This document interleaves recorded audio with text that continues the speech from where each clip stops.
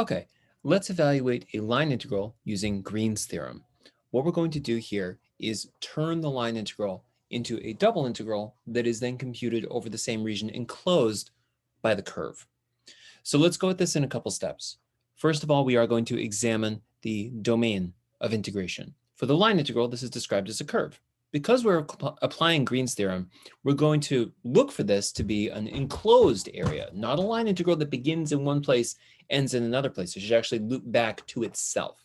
That's the only time that you can apply Green's theorem. So let's first draw this domain. It goes from 0, 0, so that's the origin, to 2, 1, 2, 3, 4, 5, 6.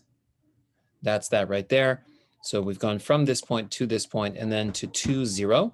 That's down to here, and then back to the origin. So what we're going to do is go from here to here, and then down to there, and then back to there. The directions for this say to check the orientation of the curve before applying the theorem. Remember that if you're going to use Green's theorem, it requires a positive orientation.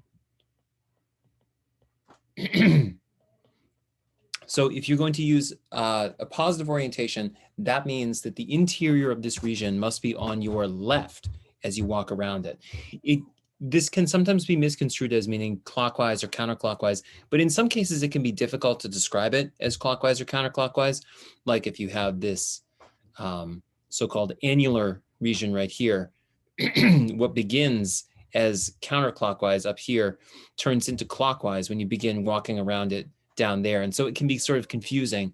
So to keep this consistent, you apply a simpler condition, which is that the interior is always on your left.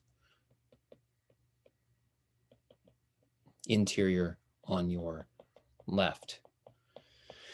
As you walk around the curve, walking implies a sense of direction. Well, we do have words like from and to here. We're going from this point to this point, to this point, and then to this point. That means that along this curve, we are going in this direction. We're beginning at the origin and then going towards that point. From that point, we go down to this point, and then we go to the origin from there. Now, think about whether this is positively or negatively oriented. You can see that as you walk along this path, the interior of this, and by interior, I mean the triangle, the interior of this is not on your left, it's on your right. So this is actually a negatively oriented curve. It's okay for us to still apply Green's theorem, it's just that we have to reverse the sign. So we can make a note up here that the integral will be negative, or more formally, we can say that the integral of FDR along C is going to be the negative of the integral along negative C of F dot dr. So you reverse the orientation so that Green's theorem can be applied, but you also apply a minus sign so that you're not actually changing the answer to the question. That means that this thing here, notice how I did not enclose the minus sign, that gets applied separately. This thing right here, Green is now okay for this. All right, well, from this, let's get to work. Because we're using Green's theorem, once we have verified that it's positively oriented, from that point on, you don't need to worry about orientation. It's just what it encloses. So now we can talk about a domain of integration, D. Well, this right here involves y going from a certain lower boundary to a certain upper boundary. That means that y is going from what to what? Well, it starts at 0, and this line right here, that's y equals 3x, because it's a rise of 6 associated with a run of 3. I'm sorry, a run of 2. So this is going to be y going from 0 up until 3x. At this point, the y collapses and flattens. So then now we're looking at just variation along the x. And the x goes from what to what? Well, it's from this point here, 0, up until 2, right there. That's easy. Okay, so now we need to set up the integral in Green's theorem. Green says this, that this integral is going to be equal to the double integral of, and here I'm going to write this strategically.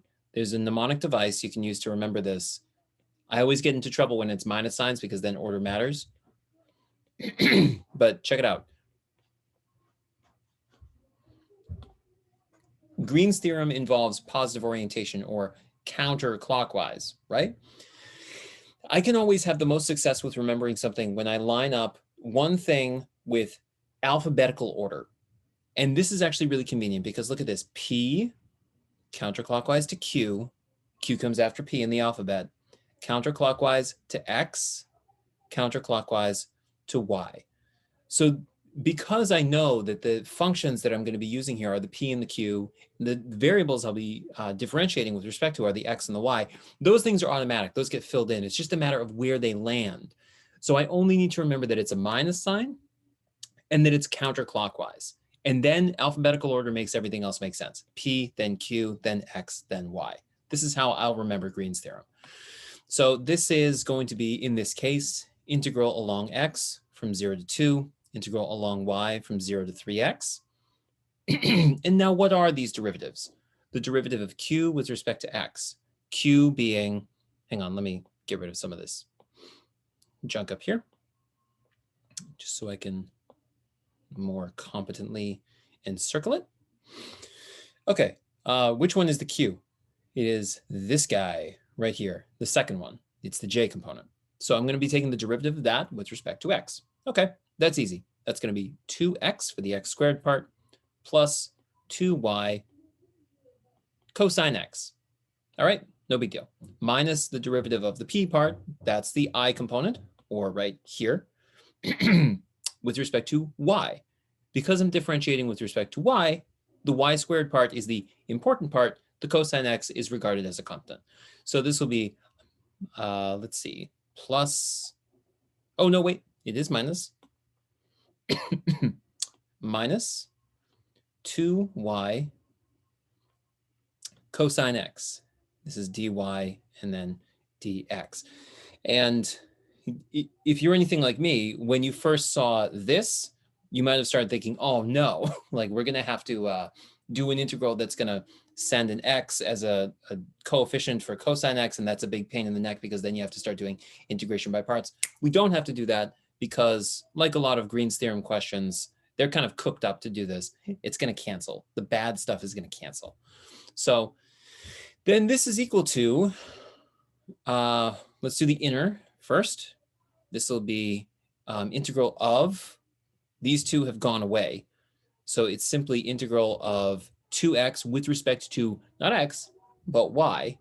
So this will be 2xy evaluated at y equals 0 and y equals 3x. Put in the 3x for the y, and this becomes 6x squared minus a 0, which you don't need to write. The outer is going to be, well, let's see, integrate this with respect to x. 6x cubed over 3 is 2x cubed, and x ranges from 0 to 2.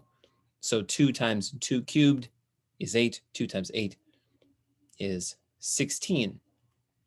I know that these examples seem kind of like